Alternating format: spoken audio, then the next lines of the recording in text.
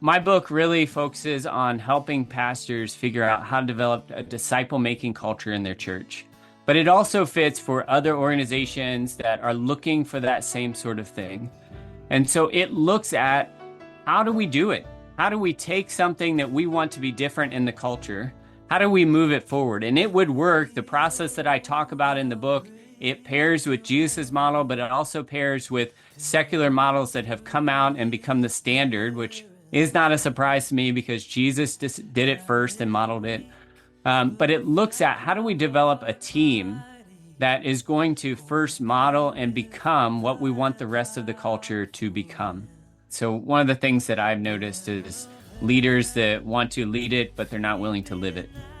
And the whole premise of the book is, you can't do what we're talking about in the book if you're not willing to live it and to model it. I don't have the secrets of the universe, but I've learned a few things over the past 10 years of working with pastors and church leaders from all different denominational backgrounds who have the same desire. And that desire is, how do I develop a disciple-making culture that lasts? And what some of them come to me with, the experience they've had is, hey, I've tried this program, I've tried that program, and it seems to have some momentum at the front end. But after a couple years of disciple-making success or apparent success, it kind of falls in on itself and the momentum dies off and it feels like we're back to square one. Are you saying to me that Matthew 28 doesn't account or apply to your thinking here, Dr. Monroe? Oh, no. Matthew says, teach them my commandments. And Jesus and all the synoptics says, love God and love, in Matthew especially, do we really, as part of discipleship, teach people to live up to the Sermon on the Mount? We tend to reduce discipleship to evangelism and Bible study, not a life submitted to Christ where we're loving other people the way he taught us to. You can't love God and money. When's the last time you heard that from a pulpit? So if I get done reading this book, Raymond's getting off the elevator, I'm getting on because I'm riding with you up to the penthouse for your book signing there in downtown Chicago. So if I'm riding up the elevator with you and I turn to you and I go like, okay, Justin, read the book, love the book. Can I borrow a metaphor about aviation and just say, look, after I read your book, am I going to know how to fly the plane? Folks, welcome to the Disciple Dilemma. We're about to talk about a disciple-making culture with Justin Gravitt with Navigators Church Ministry. Justin's been with us before. Raymond and I are about to explore with Justin this whole thing about, is it really about one-on-one discipleship, or is culture really something that matters? Raymond, what are you looking for today as we talk to Justin? I really am interested in talking with Justin about the disciple-making culture that you have to create. And the book focuses a lot on the process and organizing the team and the obstacles that you have to overcome and the management strategies and personal strategies you can use to do that. But he certainly includes the need to love one another and the relational aspect of really building things together.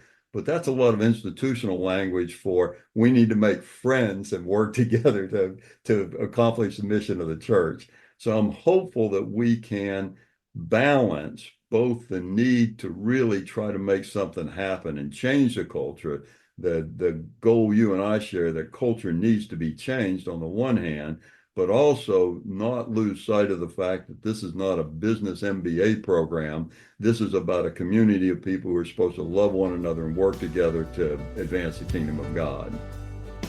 Okay, everybody, Justin Gravitt, the Director of Innovation at Navigators Church Ministries, is up next with his new book, Foundation for a Disciple-Making Culture, Building a Core Team to Awaken Discipleship. Here we go. Justin Gravitt, welcome back to the Disciple Dilemma. Thank you. Always great to be with you guys. Good to see you again. Raymond, what are you doing? What's going on in your world? I'm getting ready to go and try and teach Boy Scouts Saturday to blacksmith. It's a great discipleship opportunity. Every disciple of Christ needs to know how to blacksmith.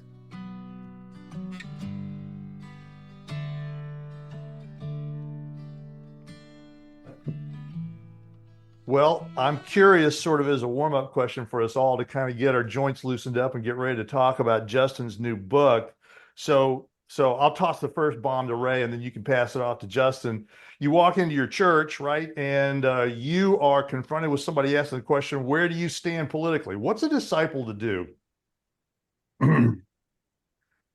I believe that, as you and I've talked about any number of times, we need to find a way of having an ordinary conversation about what it means to be a disciple in a complicated world where there are no good outcomes, at least not any clear paths that we can choose.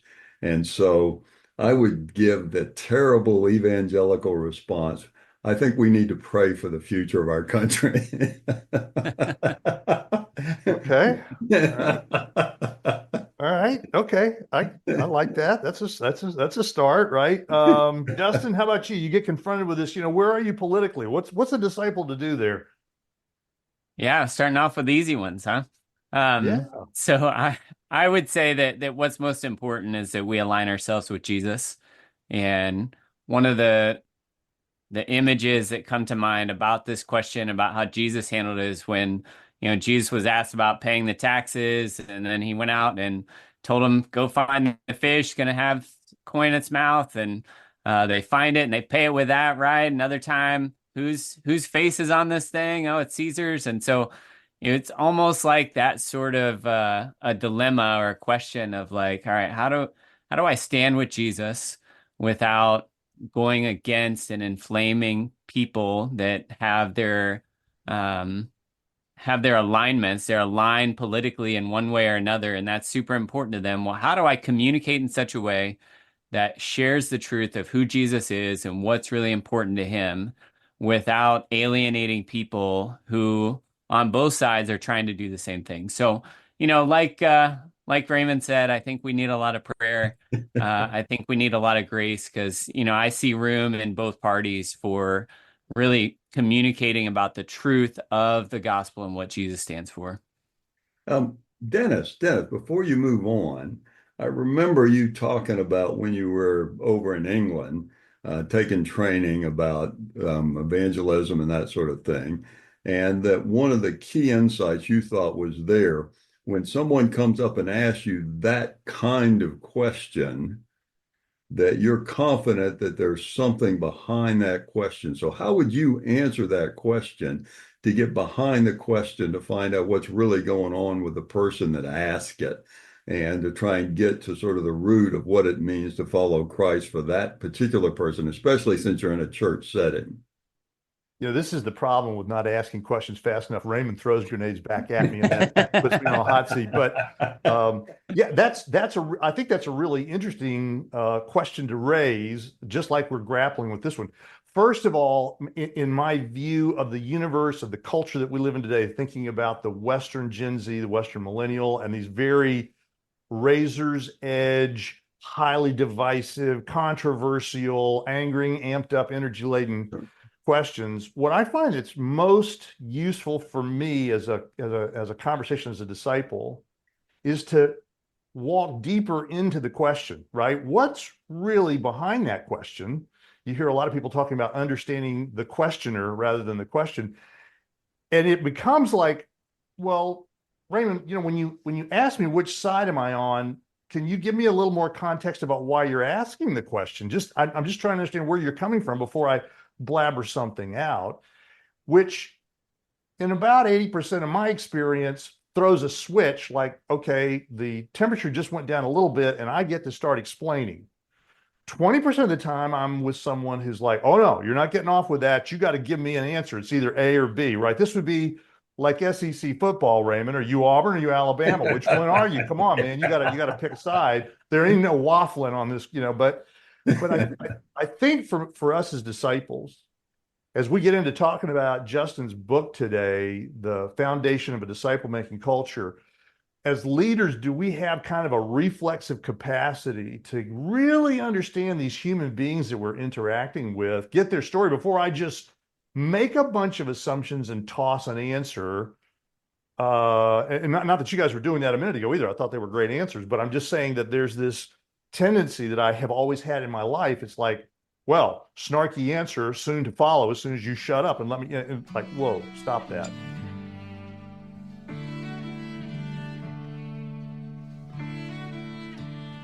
Randy Newman, you remember when we were talking to him and he said, well, when he first became a Christian, he would approach people saying, well, since I know the truth and you don't, I'm supposed to talk and you're supposed to shut up and listen. And I'm hopeful that you'll say, you're right, and pray the prayer at the end. And he said, that's just absolutely crazy.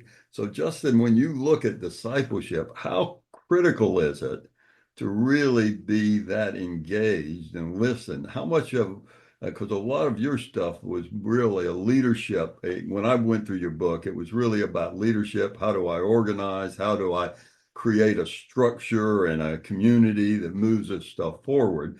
And so there was a lot of sort of top-down intentionality built in. So how do you balance the sort of top-down intentionality with the need to really engage with people?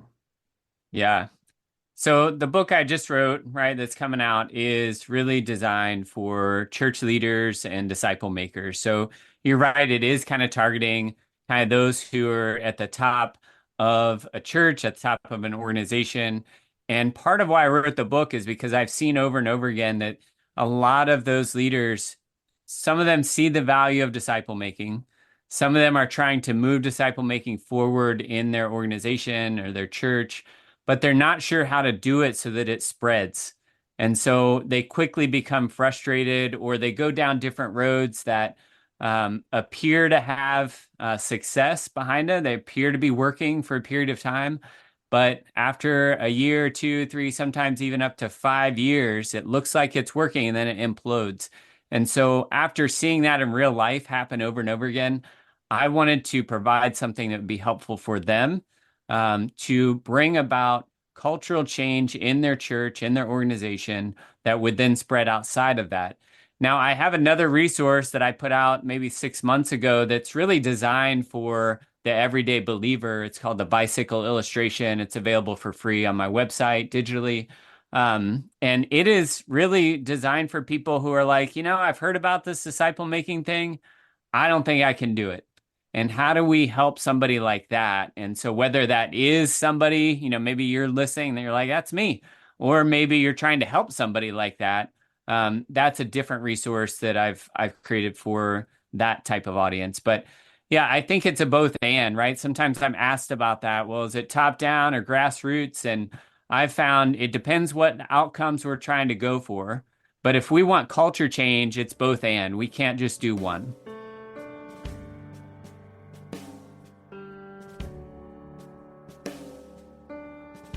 You two just gave a really interesting answer about how you deal with an individual who's got a very significant cultural question, which leads us to the idea of institutions and organizations that have very firm, solid convictions, whether right, wrong, good, or bad, about the way they run their business, the way they do things. And now I'm starting to lean toward the idea of churches generally, sometimes parachurches, that we have an institutional organization that thinks the way that it thinks and behaves the way that it behaves. And then Justin shows up with this book, Foundation of a Disciple-Making Culture. Justin, how are you going to get in there and change a bunch of old geezers like me to start thinking differently about disciple making? Have you got the secrets of the universe locked up in this book? Tell us about the book and take us on a journey of how this works. Yeah, I appreciate that question. I don't have the secrets of the universe, but I've learned a few things over the past 10 years of working with pastors and church leaders from all different denominational backgrounds who have the same desire. And that desire is, how do I develop a disciple-making culture that lasts? And what some of them come to me with, the experience they've had is, hey, I've tried this program, I've tried that program, and it seems to have some momentum at the front end. But after a couple years of disciple-making success or apparent success, it kind of falls in on itself and the momentum dies off and it feels like we're back to square one. And so how do we take that reality of program after program being laid over our unchanged lives, to get to something that's going to impact people, transform them, and then set as a part of the culture that's baked into the culture? How do we do that in such a way that we get those outcomes that we're looking for? And so the book moves into those questions right away and very directly. And I talk about there's two things really that the book is doing. One is it's helping disciple making leaders figure out how do we make disciples within a church or within another organization. But the other question is, how do we develop a culture of that so we don't just have, disciple makers that are disconnected within the culture who aren't pulling the sled together? How do we get them to pull the sled together? And guys, I've been with you before, and you've probably heard me say, I believe that Jesus's way of making disciples is the best way. And so what I look at in the book is, how did Jesus develop these 12 guys into a team that really helped them move disciple making, move the Jesus movement forward into all the world, all nations, so that we're still talking about it here today?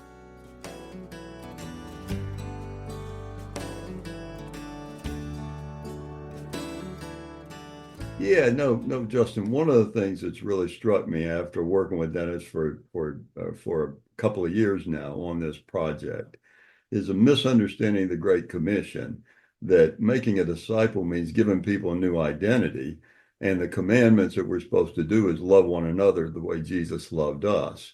So how much of creating that culture is not programmatic or institutional, but modeling on the part of the leaders in terms of the relationships they build, not only with their team, but with other people? Yeah, I see that as well, right? So one of the things that I've noticed is leaders that want to lead it, but they're not willing to live it. And the whole premise of the book is, you can't do what we're talking about in the book if you're not willing to live it and to model it. But what the book moves through is, it says, okay, if you're a disciple making leader and you want this, how do you get it? How do we build change into a culture, whether it's been established for a long period of time, 100+ year churches, or whether it's somewhat of a newer church, or whether it's even a church plant? How do we do that? And so one of the things that I've learned is that team is really important. You have to build a team. And I looked at, all right, how did Jesus do that? Well, he had his 12 disciples. Okay, but what did he actually do with them, right? How did he start with them? And then what does it mean to team together as opposed to being a group? And then I started to look at the Christian culture that we live in within the churches, and the secular culture that we live in every day as we move throughout our communities. And the reality is, most of us are influenced deeply by consumerism. We want to scale things really quickly. We want to move things as fast as they can. And we're much more interested in, production than we are in reproduction. And so with teaming together, though, it requires something more than just being a group member. As churches, we're really good at being in groups together. We hear a lot about that. We talk a lot about it. There's a lot of opportunities for it. But there's a difference between being in a group and being in a team. And it requires something different. And I think part of the big difference between a group and a team is, one, there's a common goal that we're all pulling together towards. But two is, we recognize that we bring something to the team that is apart from ourselves, right? So, when we've been trying to do these in churches, guys, one of the things that we hit against every time is, we'll set out expectations really clearly. Hey, this is what we're trying to do, et cetera, et cetera. I want you to be committed to this. And, people are like, yeah, we're in. And 2 or 3 months down the road of, a year initially that they're together, meeting every other week, 2 or 3 months down the road, somebody will shoot an email off or a text off 10 minutes before the meeting. Hey guys, can't make it tonight. Aunt Mabel's in town this week and we're going to go to dinner. Now, I love Aunt Mabel. I think it's great that we go to dinner with Aunt Mabel, but she's in town for a week. Why do you have to go to dinner tonight? And would we ever do this if you were a part of a sports team and you had a game that night? Would you shoot off and text to the coach and the team, guys, can't make it, going to dinner? I don't think we would, right? Because we recognize there's something different. If I'm part of a team, it matters if I'm there. And it doesn't just matter to me, it matters to the rest of the team. And I think Again, that's just one of many examples that I could pull out about there's a difference between being a team member than there is to being a part of a group.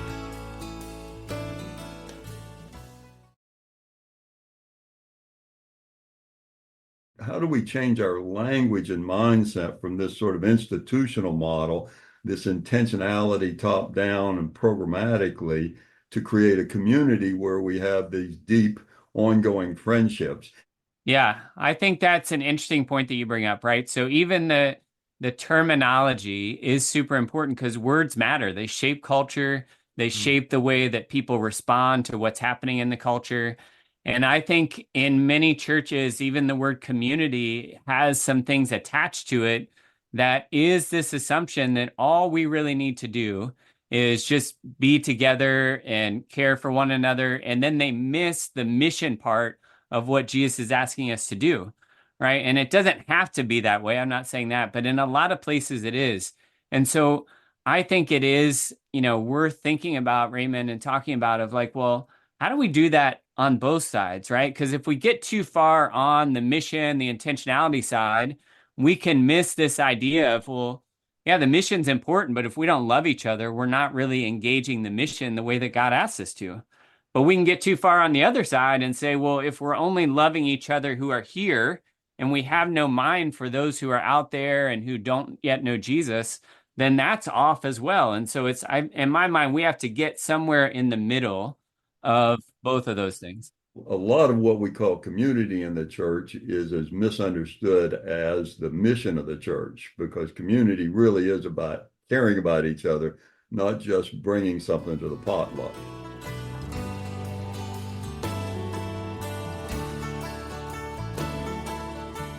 And there's two things that teams normally struggle with. And really, it's the two goals we have. The first goal is they become a team.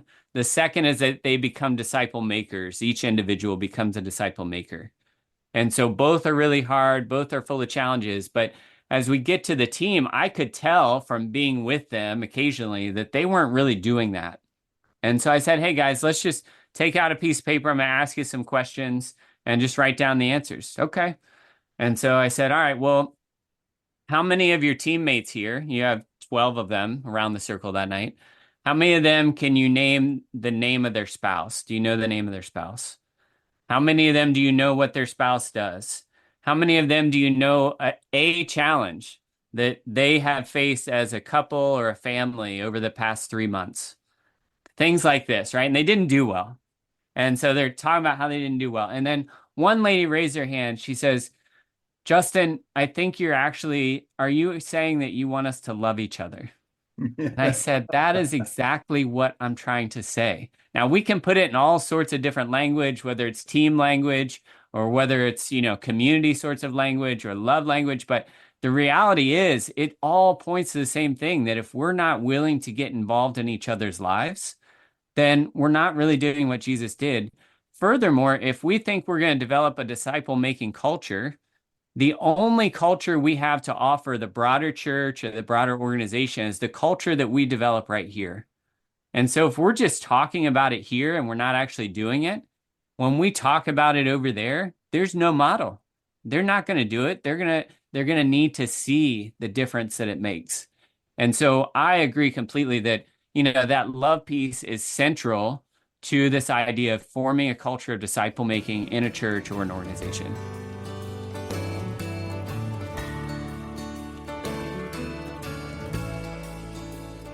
As a soundbite, Justin, I would like to put you into what we call the elevator speech challenge, which is talking about a couple of key things you'd want people to walk away with thinking about your book, Foundations of a Disciple-Making Culture. If you had, say, 45, 60 seconds in an elevator with them, such as the idea of like leading change and what does core mean? Because you threw core in there. Would you give us kind of your elevator speech as you're riding up with Raymond, who is just an unwashed skeptic and really needs to hear good stuff? My book really focuses on helping pastors figure out how to develop a disciple-making culture in their church.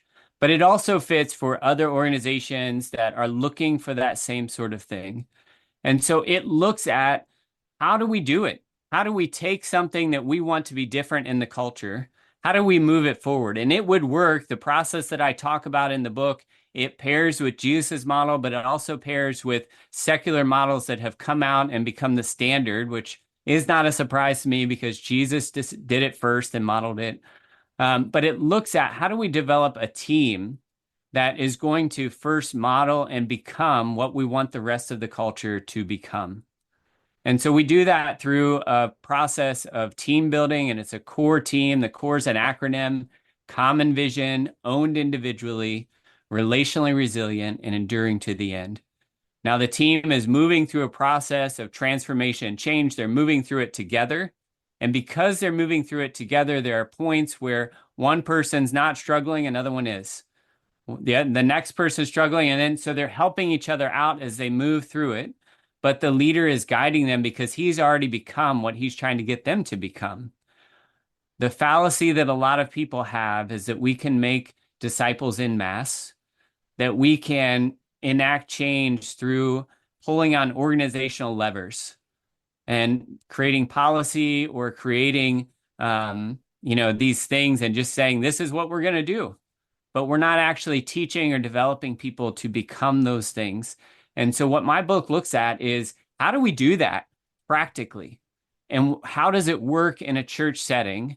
And I think that readers will find that not only will it work in a church setting, it'll work in a workplace setting or other organizational settings where you want to enact change in the place where you're trying to lead.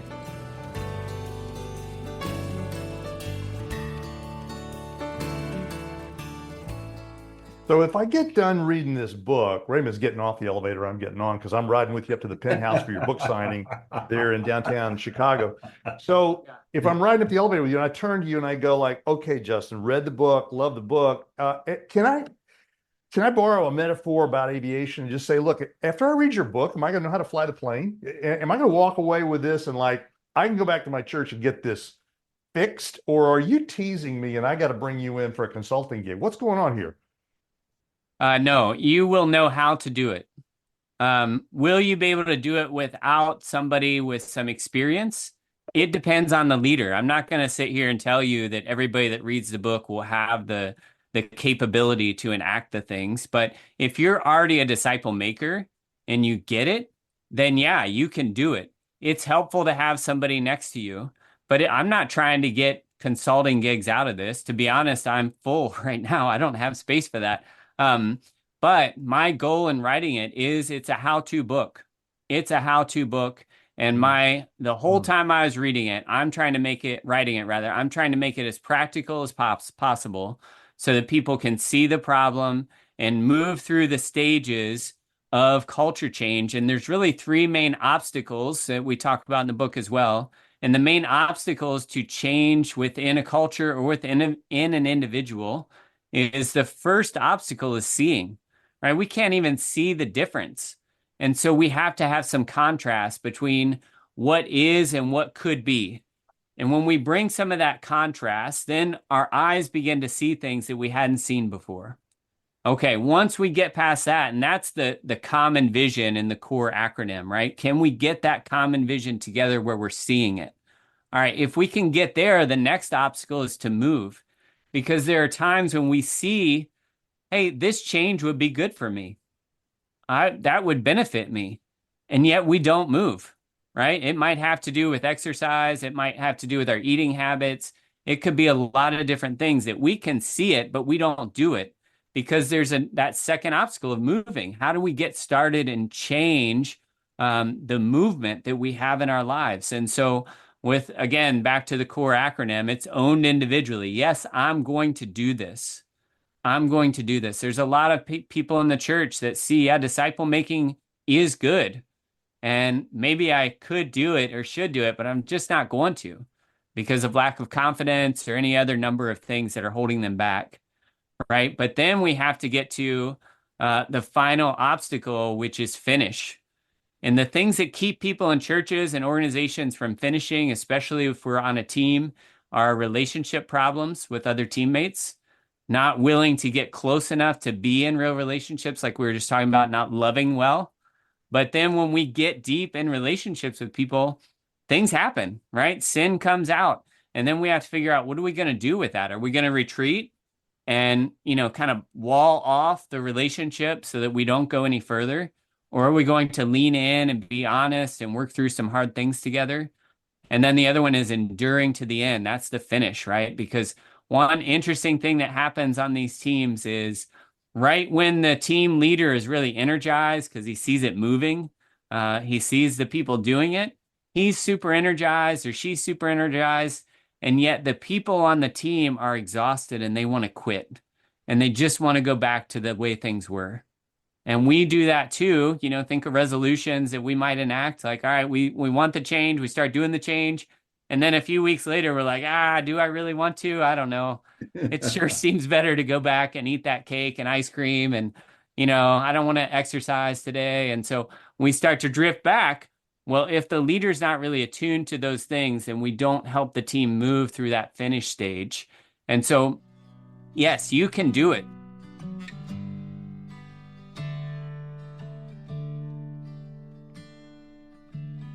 Let me ask this question just so we can be sure. You spent a fair amount of time in your book trying to clear up terms, because terms, as you said, accumulate a lot of rust and people can't recognize them, they can't think about them. What's a disciple maker?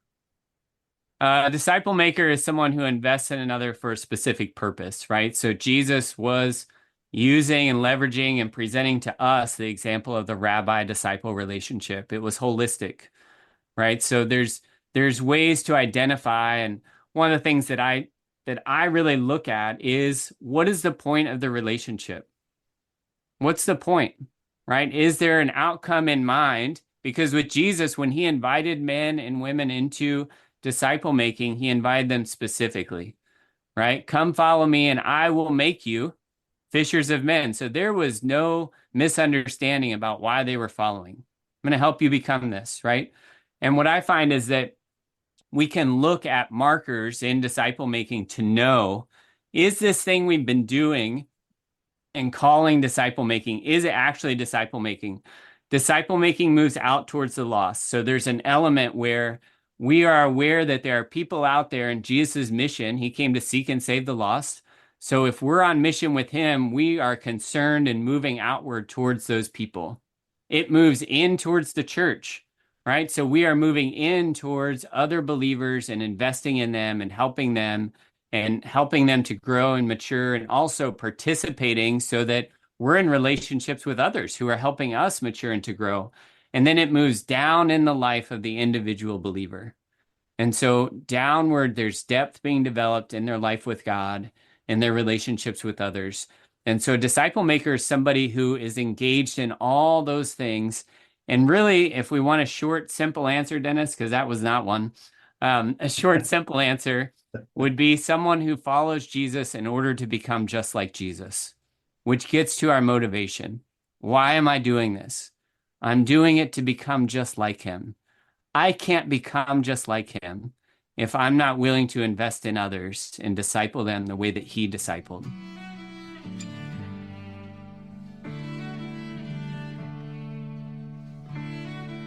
A lot of the churches that I end up talking with and interacting with and organizations think of discipleship and disciple making as a one-generational event. Would you talk about the multi-generational aspect of a disciple maker? What's the successful marker of a true disciple maker if you think about multi-generational? How do you view that?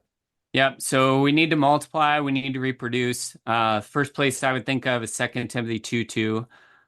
Paul is speaking to Timothy, and he says, "In the things you have heard me say, in the presence of many witnesses, entrust to reliable men who will also be qualified to teach others." And so when I'm investing in guys, I will take them to that verse pretty early on. I'll say, how many generations are in that verse? And most of the time they'll say 2 or 3. And I'm like, well, yeah, but Paul's speaking to Timothy, and then Timothy, there's reliable men, and from reliable men, there's others. So there's actually 4 generations. And so there's a multiplicative effect of disciple making. And so a lot of churches just practice addition, right? Let's bring one person in at a time. But what disciple making and the vision of disciple making is that we are investing in people and helping them grow so that they can be like Jesus, which means they're going to become a disciple maker. So when it starts, there's two of us, but then both of us are going to go out and find somebody else. And then there's four of us. And then after that, all four of us are going to go find somebody else. And now there's eight of us. And so with that multiplication, we can impact people a lot more people in a lot shorter time over time, right? But that multiplication is super important because if we're not multiplying, if we're just doing discipleship, like you mentioned, and I would define discipleship as investing in somebody else without any movement towards them doing it with somebody else or any mission element to it. So it's just like if I was investing in you, Dennis, doing discipleship, I'd be like helping you grow as a believer. But my goal or our conversation wouldn't be leading you to do that. It would just stop with you.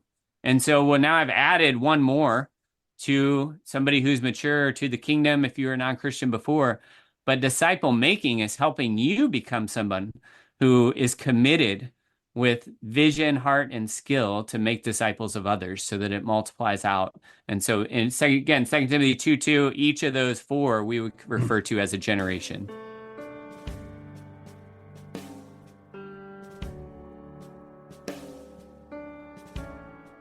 Raymond, I'm looking for a complete agreement by you if I try to do a deal here. I'm trying to do a deal with you two groups, right? We got the Gravitt Mafia, we got the Monroe Mafia here, right? And I'm trying to talk about getting these parties together like in a deal, right? So on the one hand, Raymond, you're telling me that you got this love thing going, which is really to deeply love another, being willing to give your life for another, totally loving your community, your neighbors. And then we've got this guy, this Gravitt guy with his mafia, and what he's trying to do, he's trying to help culture start getting what you're saying. You guys are talking about both the individual and you're talking about the culture of the group getting together so that the community is a disciple-making community. Raymond, do I have your buy-in on this? Where are you, Raymond? Yes. That may be the shortest answer Raymond's I love ever that. given. That was unqualified. Yes. Okay. As good as I can get there. Justin, are you with us here? Are you on board? Do we sign the deal? Absolutely.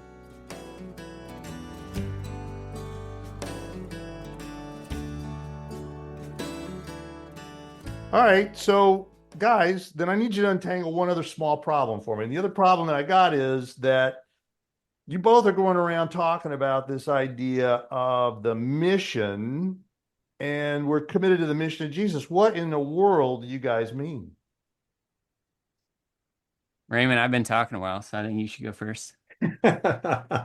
Oh, I'd be happy to try and do this. John comes along 20, 30 years after the synoptics are written and says, I don't think you really got it. When it said, teach them my commandments, it's not about being as morally perfect as Jesus, but it's about showing the love of the fathers to one another. And so basically, I think the whole core of what it means, the intent of discipleship is to love one another the way Jesus loved us in that self-sacrificial way. So to me, the core verse of discipleship isn't the Great Commission. It is really John in the Last Supper where Jesus says, the one way people will really know that you're my disciples, the characteristic of being a disciple is that you love one another the way I love you.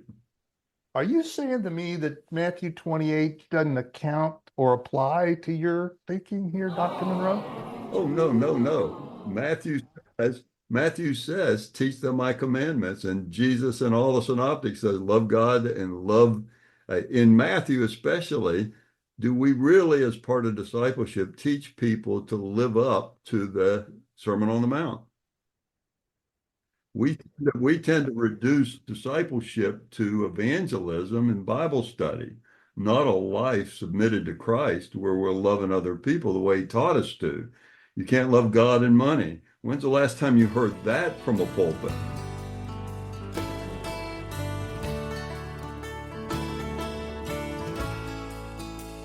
Which page of the book do I need to go to? Foundation of a Disciple-Making Culture. Where do I need to go to help get this guy on track? I don't disagree with what he's saying. I would get there a little differently. I would say that the Great Commission is fueled by the Great Commandment. And so if we try to disconnect the two or divorce the two, then we get off track. And so I think love the Lord your God with all your heart, soul, mind, and strength, and love your neighbor as yourself. Those two, right? The great commandments. If we're doing that, then it fuels, it gives fire and energy to the Great Commission.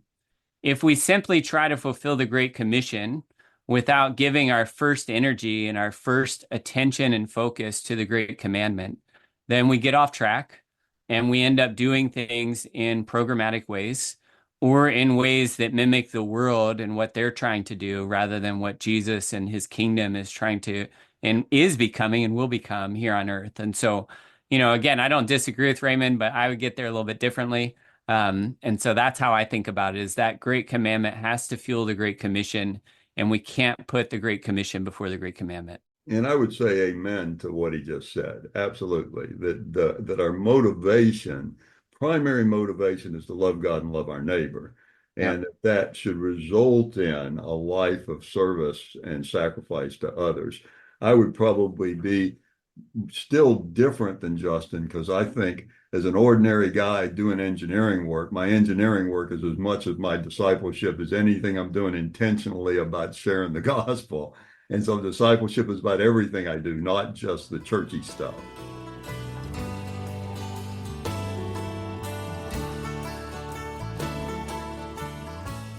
Well, okay.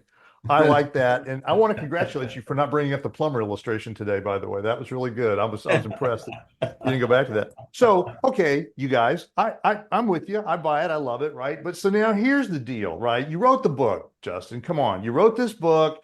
Raymond, you're a business guy. We've talked about the mission thing. You defined the mission. I love the way you set the mission up. The Great Commandment fits in with the Great Commission. I love this. This is one. How do you measure this, guys? What are the metrics? I want metrics. How do I know I'm succeeding? Ow. I'm glad it dumped it on you. I would push back that a metric is an institutional term, not a community term. Go for it, Justin. That's very true.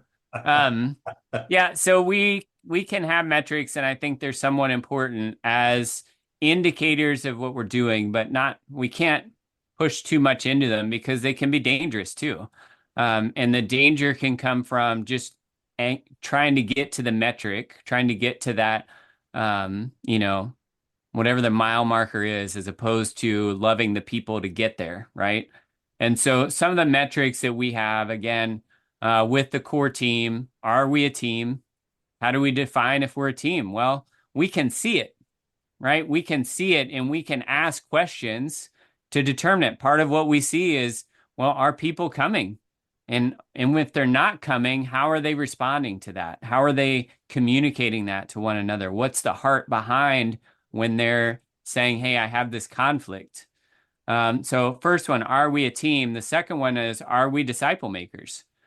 Well, if we're disciple makers, then we are in an intentional relationship with someone like Jesus is and was, and like he modeled, right?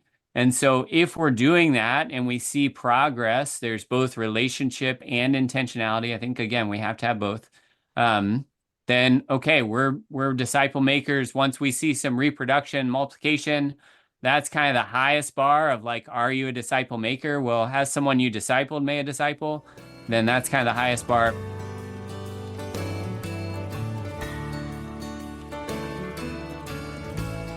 Seems to me you were talking about a mustard seed sort of strategy. You've got to find those mustard seeds. So could you talk a little bit more about, in your wrap up, about finding those mustard seeds for the kind of multiplication we need? Yeah, it is a mustard seed strategy. It's starting with the small, starting with the insignificant, starting with the individuals, and through the individual, we can see the nations, right? So if we can invest in individuals, disciple them so that they can go and do the same, we can build chains of disciple makers that multiply out, then we will get to the nation.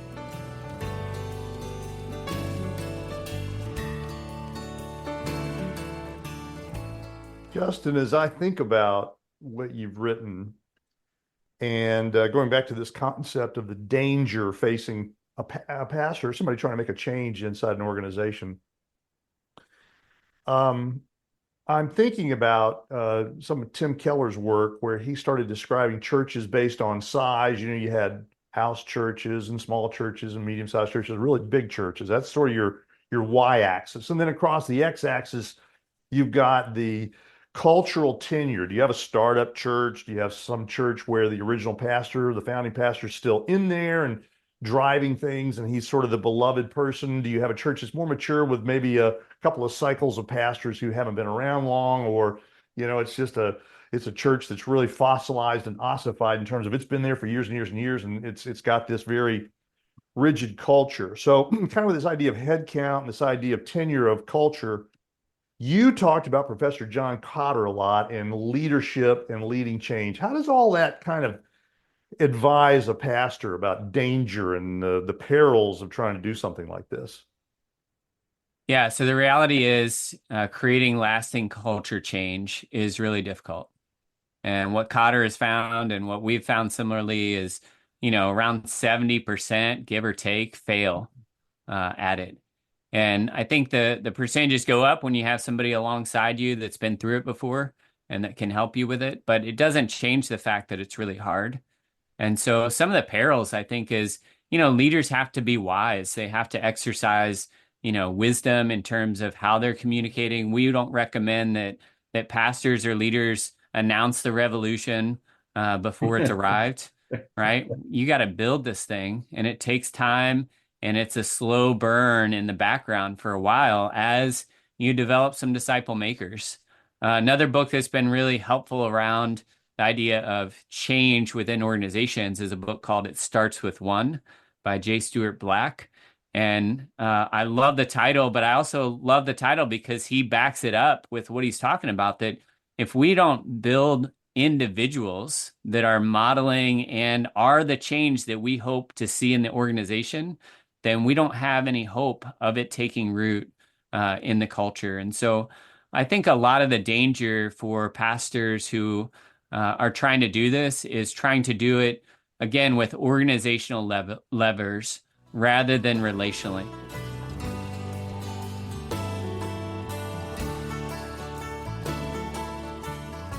Okay, Justin, we've had you on before with Navigator Church Ministry. Here you are with the book, Foundation of a Disciple-Making Culture, and this building of a core team. How do we stalk and creep you? When's the book coming out? Where's the book going to be available? Yep, the book will be available pretty much everywhere you can find books, Amazon, wherever. It's going to be released on September 10th. You can find me at my website, justingravitt.com. Again, there's a free resource there if you're an everyday disciple maker or want to become a disciple maker. There's a free resource called the Bicycle Illustration there that might be helpful to you. I would also encourage you to check out, especially church leaders, Navigators Church Ministries.com. And if there's a way that we can help you, we have a team spread across the nation of over 100 people who walk alongside pastors and church leaders. And we also are looking for others, right? A lot of our team are former pastors and church leaders that God has called them to kind of help other pastors with culture building, and specifically culture building around disciple making. So those would be the places I'd point you guys to. And so, Justin, thanks so much for joining us. This has been a delight. I'm thrilled with your book, and especially your emphasis on discipleship. It's something we're somewhat passionate about as well. That's and right. because of that, it's just a delight to have a conversation with you. So thanks for joining us, and appreciate your time. Appreciate being on. Appreciate the work that you guys do around disciple making around the country. And your podcast is awesome, and I love being with you every time I'm here. Would you help the church think more about discipleship? Would you help us get the conversation started to talk about the biblical discipleship Jesus gave us? Please follow us. Our website, www.thediscipledilemma.com. You can find us on YouTube, LinkedIn, Instagram, Facebook, and all the RSS feeds. If you'd follow or like us, you'll help us get leverage in the digital marketplace to talk about the fact that discipleship needs to be talked about. And as always, folks, thanks for listening.